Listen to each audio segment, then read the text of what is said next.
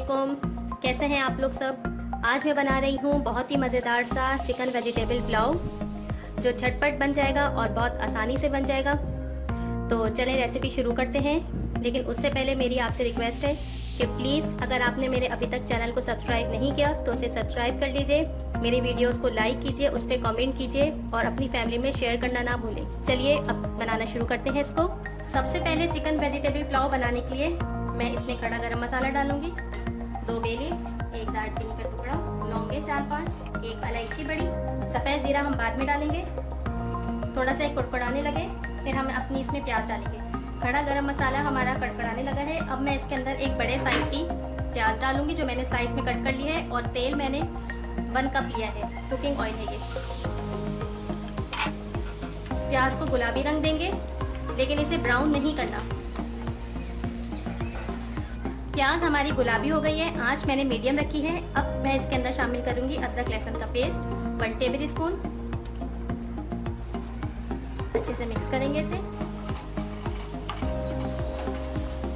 आंच मैंने थोड़ी तेज की है इसकी।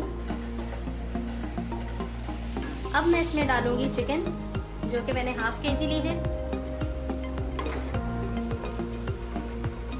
अच्छे से फ्राई करेंगे इसको। चिकन का कलर वाइट हो गया है। अब मैं इसमें 2 मीडियम साइज के टमाटर शामिल करूंगी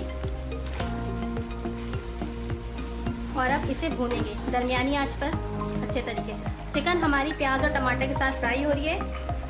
अब मैं इसमें 2 हरी मिर्चें हैं जिन्हें मैंने कुचल लिया है, ये शामिल करूंगी। आलू बुखारे 4 अदद, ऑप्शनल है लेकिन अगर इसमें डालें तो बहुत अच्छा टेस्ट आता है। चिकन क्यूब 2 अदद, और इस सबको अब अच्छे से एक दफ़ा मिक्स कर लेंगे जब तक हमारी चिकन पकती है। देखिए टमाटर भी सॉफ्ट हो गए हैं और बाकी चीज़ें भी। आपने नोट किया होगा कि मैंने अभी तक इसमें नमक नहीं डाला। नमक मैं डालूंगी लास्ट में। अगर मैं अभी नमक डालूंगी तो ये इसकी बोटियों को तोड़ देगा। अब मैं इसमें आलू डालूंगी, जो 1 मीडियम साइज़ का आलू मैंने लिया, उसको कट किया।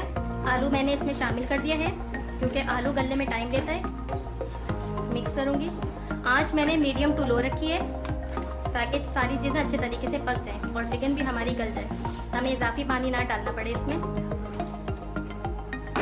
फिर इसे कवर करके 5 मिनट तक मैं इसको रखती हूँ। 3 मिनट हो गए हैं हमें इसे ढककर पकाते हुए। अब मैं इसमें दूसरी वेजिटेबल्स शामिल करूँगी। 1 मीडियम साइज़ की गाजर है, ये हाफ कप मटर है, ये भी मैं इसी के साथ ही डाल रही हूँ। बस अब 2-3 मिनट तक मैं इसे कवर करके रखूँगी ताकि ये गल जाएं सब्जियाँ। 3 मिनट हो गए हमें इसे कवर करके पकाते हुए। अब देखते हैं, ये देखिए चिकन ने अपना पानी छोड़ा है। अच्छा, अब मैं इसमें बाकी और भी वेजिटेबल शामिल करूँगी।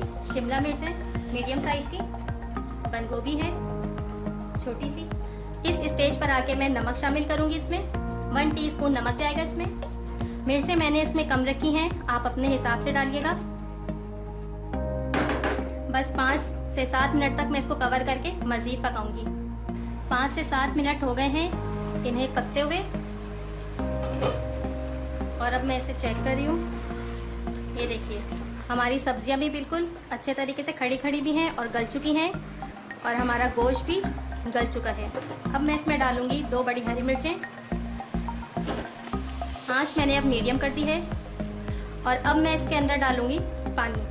1 कप जितना मैंने इसमें पानी डाला है, और अब जब पानी को जोश आएगा तो मैं इसमें चावल डालूंगी। पानी में अच्छे से जोश आ गया है, बस अब मैं इसमें चावल शामिल करूंगी। मैंने 2 कप चावल लिए हैं, बासमती चावल हैं ये, जिन्हें मैंने तकरीबन 1 घंटा पहले भिगो दिया था। चावलों के हिसाब से पानी डालूंगी, पानी की और ज़रूरत है। पानी चावलों से तकरीबन 1 इंच 2 इंच तक ऊपर हो, बस बहुत है पानी। आंच फुल है। अब मैं इसको इसी तरह खुला रख के तेज़ आंच पर उस वक्त तक इसको रखूंगी जब तक इसमें बबल्स ना बनने लगें। ये देखिए चावलों में अब बुलबुले आना शुरू हो गए हैं। अब मैं आंच इसकी स्लो कर दूंगी, और हरी प्याज थोड़ी सी वो मैं ऊपर से डालूंगी, और अब मैं इसको रख दूंगी हल्की आंच पे बिल्कुल दम पर ढककर। 5 मिनट हो गए हमारे चावलों को दम पर। ज़रा चेक करती हूँ, ये जर्दी का रंग है जो मैं इसमें शामिल करूँगी। चावल हमारे बिल्कुल तैयार हैं। इसके ऊपर मैं ब्राउन प्याज डालूंगी। ज़बरदस्त से चावल हमारे तैयार हो गए हैं।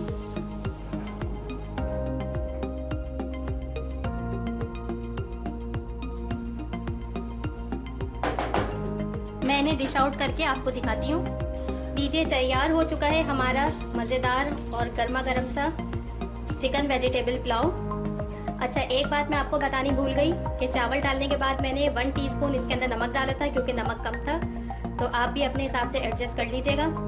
और मेरी इस रेसिपी को ज़रूर ट्राई कीजिएगा और मुझे कमेंट करके बताइएगा कि आपको कैसी लगी।